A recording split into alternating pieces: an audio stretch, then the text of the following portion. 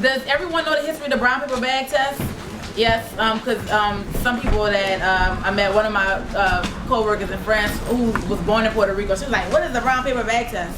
Okay, so would anyone in the audience like to just share, like someone in the audience would like to share the history of the brown paper bag test? We don't need a dissertation, just like a quick, anybody, someone? I know someone in the audience. Anybody, please, do not be afraid. All right, thank you, yes. You can stand up and then you can stand up, please. I don't want to stand up. Oh, okay, all right. Somebody can stand and can hear if you don't mind. Okay. Give a round of applause.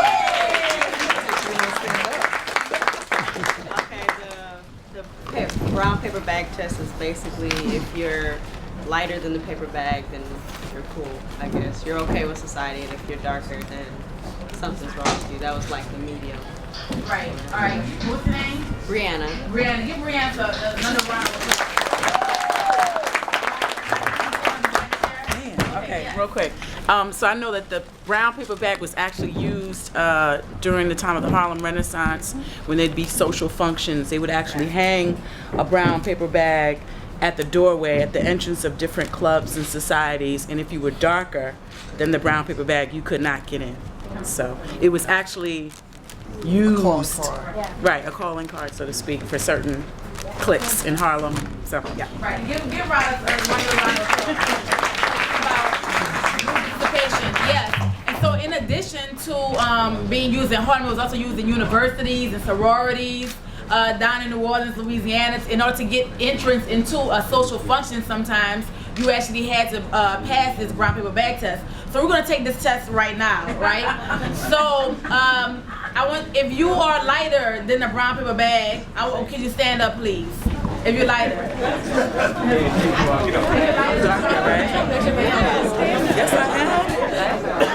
I am.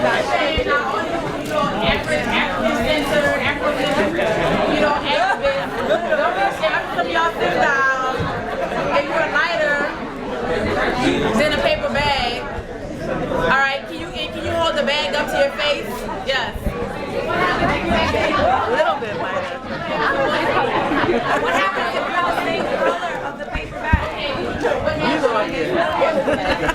I'm just gonna point people out. Okay, you're going up there. Applause for participation. This sister in the back had a good question. She said, what happens if you're the same color? And that's a good question because like Dr. Blair and I had a conversation. Who is to determine what is light and what is dark, right? So that's a good question because then, like how our perception of what is light and what is dark. Like again, I consider myself to be a very dark-skinned woman. Someone else would, say that I'm brown-skinned. I'm not that dark at all, right? Because Dr. Blair would say that she also grew up in New Orleans. She said, if you dark, then what am I? Do I exist, right? So I have another question. If you are Latino, right? If you speak Spanish, or that was your first tongue, your first language, and you are darker than the brown paper bag, can you stand up? If you're of Latino descent. Okay. Darker than the bag. And you're darker than the brown paper bag, stand up. Okay. All right. So look at that. All right. You have a seat. Now, if you are African American and you're lighter than the brown paper bag, can you stand up? But come on, brother. You like wow. Own it. Okay. So, all right. You can have a seat. If you are not Latino, if you're not African American, but like if you're Caribbean or you some other ethnicity and you're darker than the brown paper bag, stand up, please. Anybody that fits in that category? All right. In that category, all right, you can have a seat now. Now, if you are of like some other type of ethnicity, you're not African American and you're not Latino, you're Caribbean, you're continental African, and you're lighter than the brown paper bag, can you stand up? People are confused, like. Right. Okay. If you have mixed ancestry, like if you have like maybe like some like white ancestry where either one of your parents or your grandparents was white, can you stand up? We all do. Okay. Yeah, we all got that. All right. So you give yourself a round of applause for that. So the reason why, we'll talk about that in a second. But at this point in time, going back to the brown paper bag, so it's very important to see, how does one determine then, ancestry, how does one determine identification, how does one determine race, ethnicity, especially when we're looking at phenotypes or like, let's say something as simple as the color or the shade of one's skin. So right now, I would like to actually introduce our panel, who I'm very excited to have with us today. I actually forgot the piece of paper with their titles on it, so I'm going to read it off of my phone. Technology, isn't it wonderful? Yes. Okay, so our first panelist, I can ask the panelists to come now. Yes. Dr. Blade, Mr. Pineda, and Ms. Clemente, and Crystal. Where are you? I'm just going to have Crystal join us.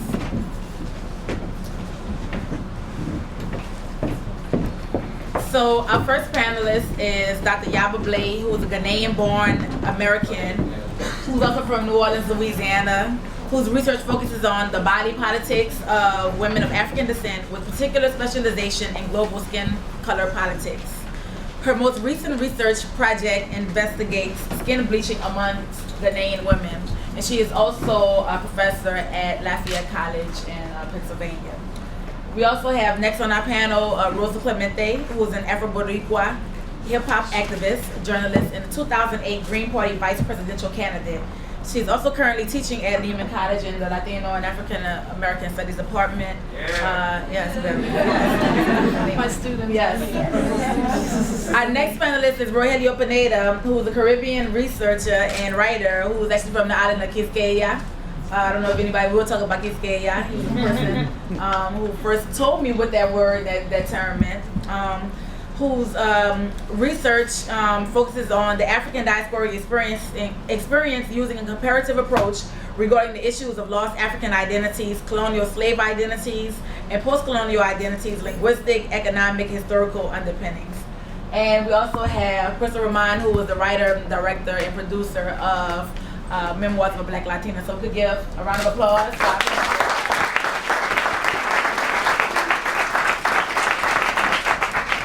Thank you all for joining us this evening. So you all have also received an index card. So if you have a question, all of the questions will not be asked. But if you do have a question for the panel, if you can write down the question at some point in time, we're going to collect those. Tina Martinez, would you be, thank you very much. So you just write those down at some point in time, we'll collect those, and so we're going to engage in this discussion. So we're going to have a discussion between the panels. It won't just be lecture style. We're going to have a conversation because this is a conversation. And the first question that I want to start with is, should the term African American be used exclusively to identify people of African descent whose ancestors were enslaved within the continental United States, or should it be inclusive of people of African descent, one in the Americas, throughout the Americas, and also people who are living in the United States? I'll start. I think that is also an identity that was imposed. Like, who asked Africans in America whether they wanted to be called that? Why was it necessary to be called that during that time? What does the census have to do with it? And, what influences did Jesse Jackson and folks like that have to have that identity? So as one, that's identity was imposed for me for a long time until I found out who I was and how to empower myself. I think it's up to folks.